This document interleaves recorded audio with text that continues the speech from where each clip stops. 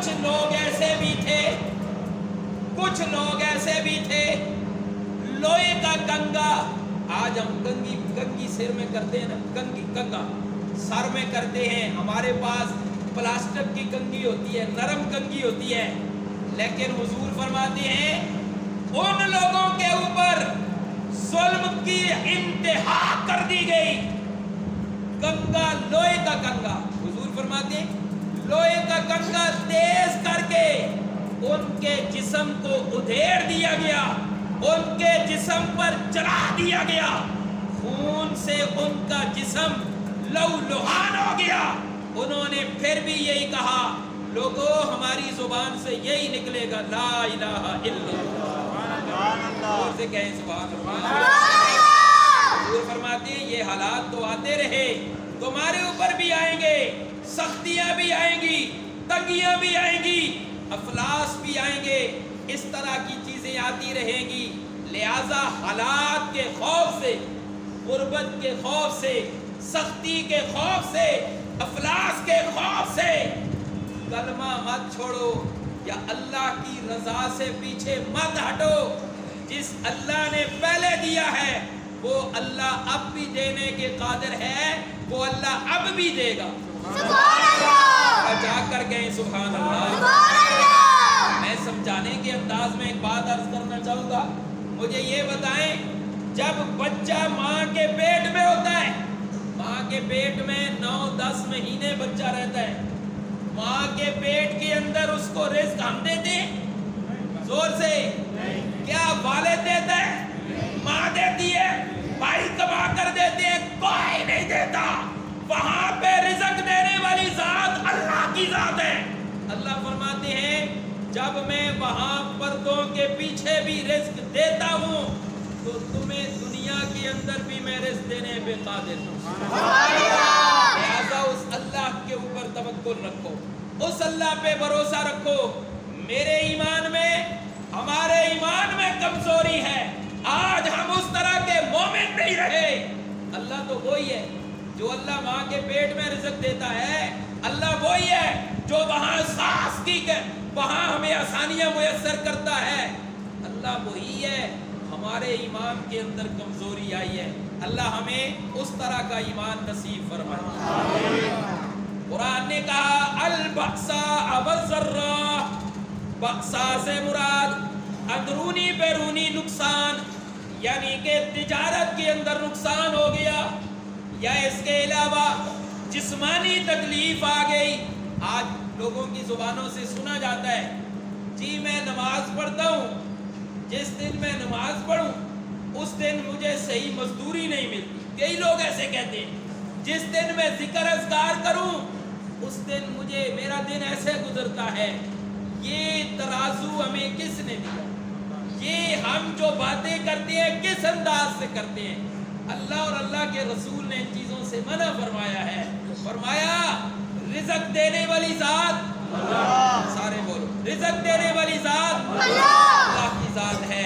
لہذا وہ لوگ بھی تو ہیں جن کے ہاتھ ہی نہیں، وہ لوگ بھی تو ہیں جن کے پاؤں ہی نہیں، وہ لوگ بھی تو ہیں جو چار پائی پہ ہیں، ان کو رزق کون دیتا ہے؟ اللہ، سارے بولو کون دیتا ہے؟ اللہ دیتا ہے۔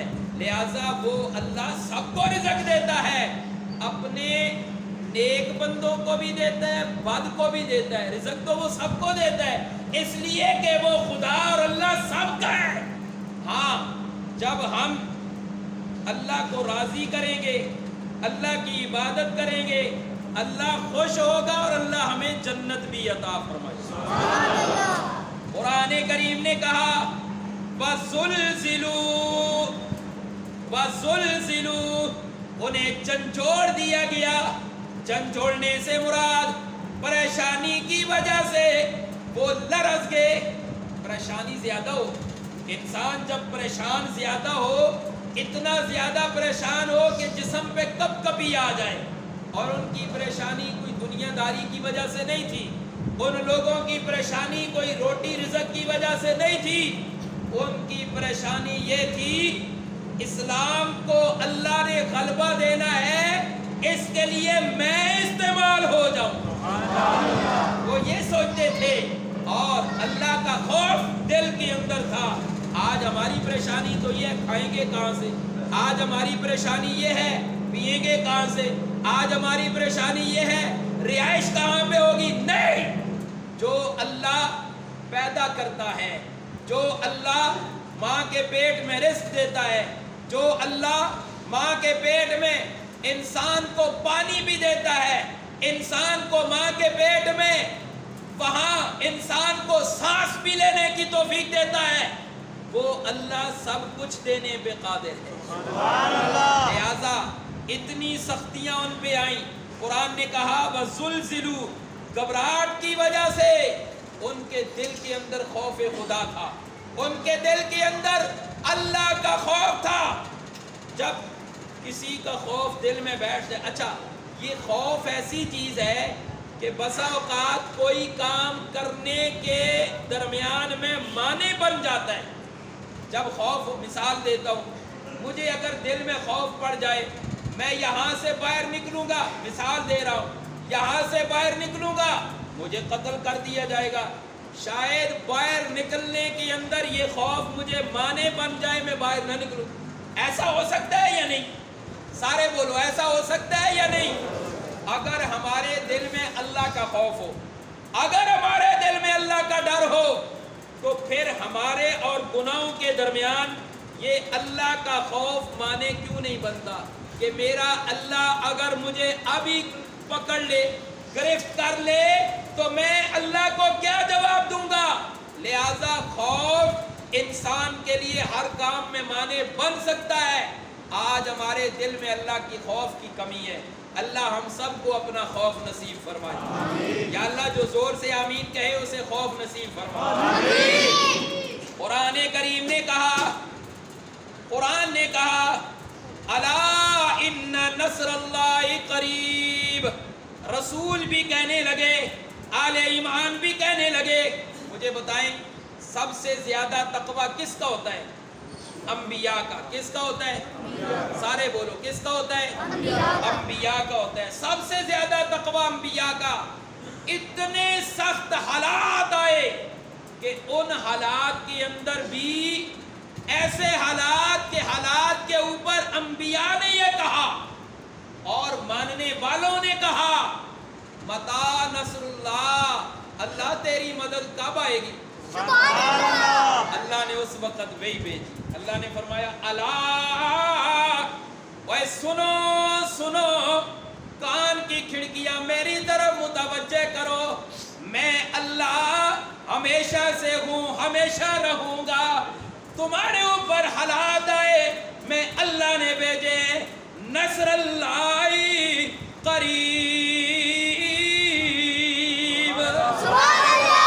میں اللہ ان قریب تمہارے اوپر مدد بھیجوں گا. تو وہ کتنے سخت حالات ہوں گے. پتہ چلا کہ دین کے رستے میں حالات آتے ہیں, دین کے رستے میں مشکلات آتی ہیں. اللہ ہم سب کو اپنے دین کی عالی خدمت کے لیے قبول فرمائے. آگے مفسرین کرام نے لکھا اس آزمائش سے اور ان چیزوں سے بچنے کے لیے کون سی چیز استعمال کی جائے. قرآن کریم کے اندر 28ویں پارے میں سورہ صف کے اندر ایک آیت کریمہ ہے, وہ آیت آپ کے سامنے تلاوت کی جاتی ہے, ذرا جاگ کر کہیں سبحان اللہ. اس میں اللہ فرماتے ہیں تؤمنون باللہ ورسولی, سب سے پہلی چیز اللہ اور اللہ کے رسول پہ ایمان. جب ایمان کامل ہو, جب ایمان کامل ہو تو پھر دنیا کی کوئی طاقت مسلمان کو زیر نہیں کر سکتی. پہلی چیز تؤمنون باللہ ورسولی, اللہ رسول پر ایمان. دوسری چیز وَتُجَاهِدُونَ فِي سَبِيلِ اللَّهِ بِأَمْوَالِكُمْ وَأَنفُسِكُمْ, اللہ کے راستے میں جہاد اپنے مالوں کے ساتھ اور اپنی جانوں کے ساتھ. اب ذرا توجہ کی, بڑی قابل غور بات ہے, توجہ کے مطابق, آپ کی توجہ کے مطابق آپ کے سامنے بیان کرتا ہوں. تجاہدون, دوسری چیز جہاد. اب جہاد کی مختلف اقسام ہیں. سب سے اعلیٰ قسم جہاد کی فرمایا کہ مشہور قسم جہاد بالسنان، یعنی تلوار کے ساتھ جہاد کرنا، یہ مشہور قسم ہے جہاد، اسے کہا جاتا ہے تلوار کے ساتھ، اسلحے کے ساتھ، کفار کے ساتھ جہاد کرنا، اسے عام طور پہ جہاد کہا جاتا ہے۔ مفسرین کرام نے جہاد کی اور بھی کئی ساری اقسام لکھی ہے جو آج کے اس زمانے میں بہت زیادہ قابل غور بات ہے اور اس پہ عمل کی ضرورت ہے۔